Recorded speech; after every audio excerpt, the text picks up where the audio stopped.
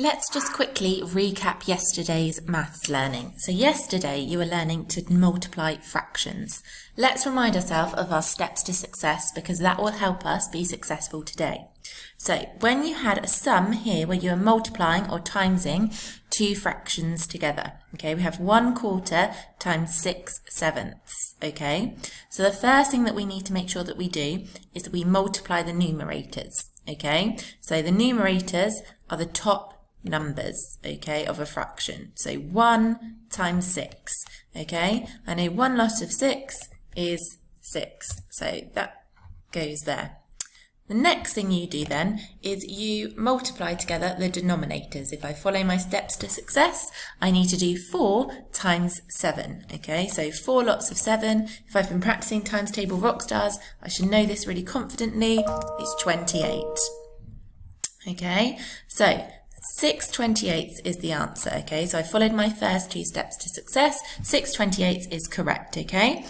But then, just to push yourself a little bit further, okay, 6/28 is a rather large fraction, okay? That can be simplified or cancelled down, okay? And by doing that, I need to find the highest common factor, okay, of 6 and 28, highest common factor. So I need to find out which number is the biggest number that goes into both 6 and into 28, okay?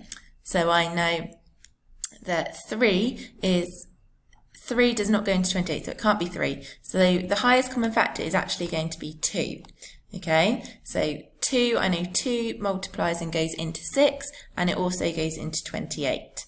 So what I need to do is I need to divide my numerator and denominator by 2.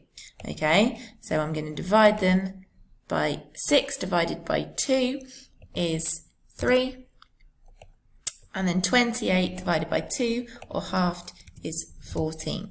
So I can simplify that down. 6/28 is equivalent to 3/14. Okay, so that's what we were learning to do yesterday to be successful, and we need to use that knowledge again today to help us. Okay.